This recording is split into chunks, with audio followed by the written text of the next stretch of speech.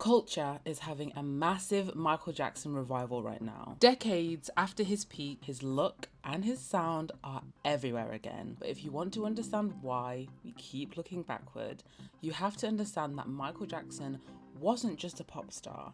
He was the absolute peak of something we don't have anymore, something called monoculture. Today, we're more digitally connected than we've ever been, yet culturally, we have never been more isolated. This series is about how we lost our shared cultural identity and how it died with the king of pop.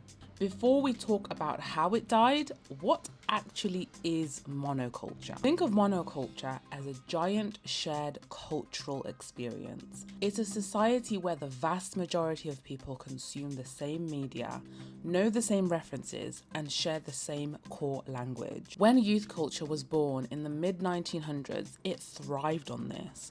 Think about the faces that defined generations: Elvis, Marilyn, Whitney.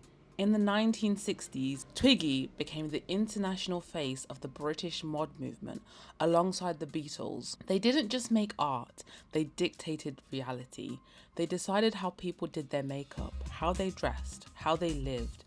Every single decade had a definitive, unmissable identity. To understand how powerful this was, look at Michael Jackson. You didn't have to seek him out. He was in the air you breathed. You only had to see the flash of a white sequined glove or a silhouette of a fedora to know exactly who he was and what he represented. That is monoculture, a single, universally understood language. And sitting right at the peak of this mountain was Michael. In a true monocultural society, everyone participated in the same cultural moments at the same exact time. When Michael dropped the short films for Thriller or Black and White, it was a global event. You knew for a fact that when you went to school or work the next morning, everyone will be talking about it. And here's the thing, monoculture didn't mean everyone was a mindless clone. Because there was a massive unified mainstream, it allowed incredible subcultures to fight against it or live alongside it. If you didn't like Michael Jackson, you turned to Prince. They were operating in the same stratosphere at the same time, pushing each other forward. That rivalry felt artistic. It was a healthy competition between titans on a shared global stage. Monoculture didn't crush individuality. It gave artists a massive unified audience to perform for. So when did the cracks start to show?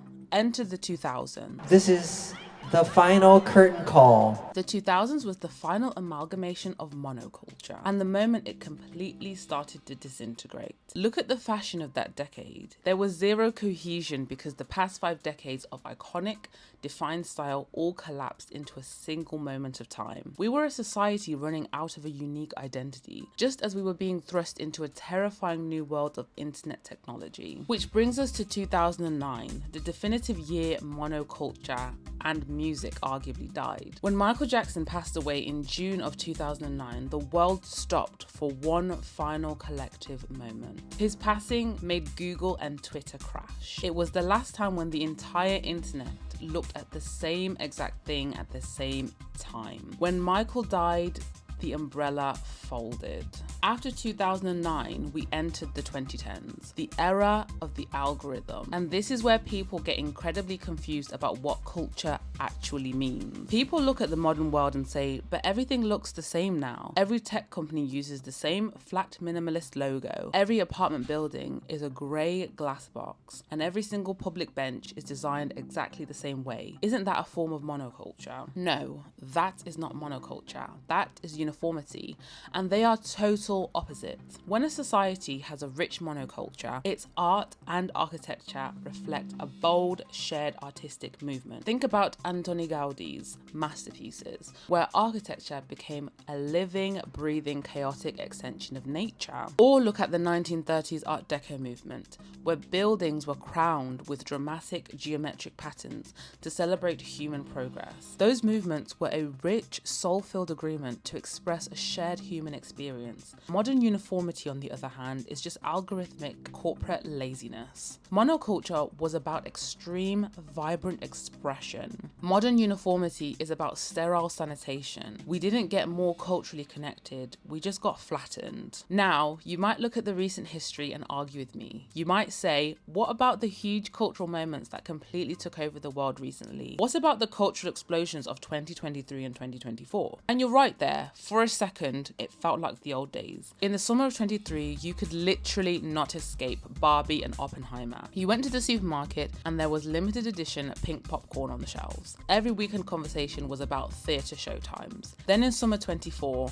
Charlie XCX dropped Brat. Suddenly, neon brat green was driving the entire fashion industry. I'm not even a Charlie XCX fan, but I knew exactly what she was doing, who she was with, and which of her club nights were going viral. It connected communities. Fandoms and non-fandoms alike were forced to pay attention. It felt like a taste of what culture used to be, a genuine movement that made summer feel like it lasted forever. Now let me drop a massive disclaimer right here before my comment section sets itself on fire. I am in no way, shape or form saying that Charlie XCX is on the level of Michael Jackson. Let's put this into perspective for those who don't truly understand how famous Michael Jackson was. If we were to compare celebrity fame to scenic environments like mountains, Michael Jackson would be Mount Everest in that context. A towering, permanent tectonic shift in human history that can be seen from outer space. Charlie XCX, in comparison, is more like Hollywood Hills. It's a great view, it's a fun vibe, and everyone in the industry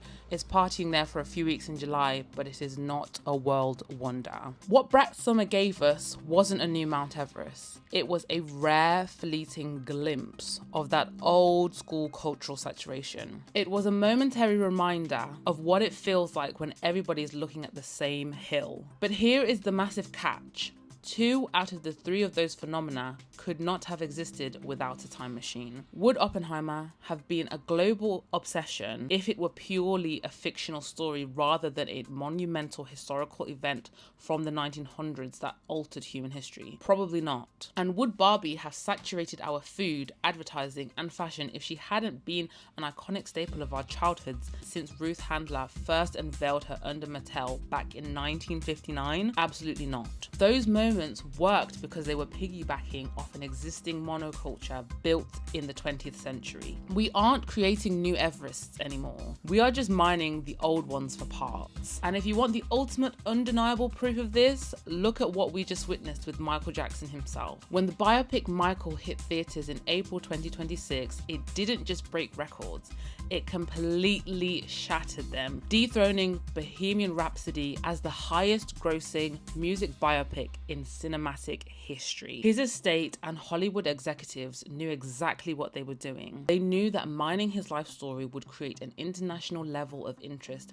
that a modern star simply cannot replicate. Why? Because in a world of hyper-polished, algorithmic uniformity, we are collectively starving for authenticity. We crave the raw and filtered scale of Michael Jackson's timeline because deep down we miss the era when a single human could unite the entire planet's attention. Hollywood didn't manufacture a new icon. They sold us a ticket to a time capsule. The biggest cinematic event of our current cultural moment is literally a look backward at the peak of monoculture because it's a high we can no longer manufacture from scratch. Which brings us to right now. We live in hyper-specific, deeply isolated algorithmic echo chambers. Take Taylor Swift. She is objectively one of the biggest artists on earth, yet there are millions of people who haven't heard a single song of hers in 5 years because the algorithm doesn't feed it to them. I experienced this firsthand. I looked up the top listened to artists on Spotify right now, and it is Bruno Mars sitting at number 1 with over 134 million monthly listeners. And I was floored, yet statistically, he's the biggest artist in the world. How is that possible when I didn't even know he was still making music? It's possible because a massive audience does not mean a shared culture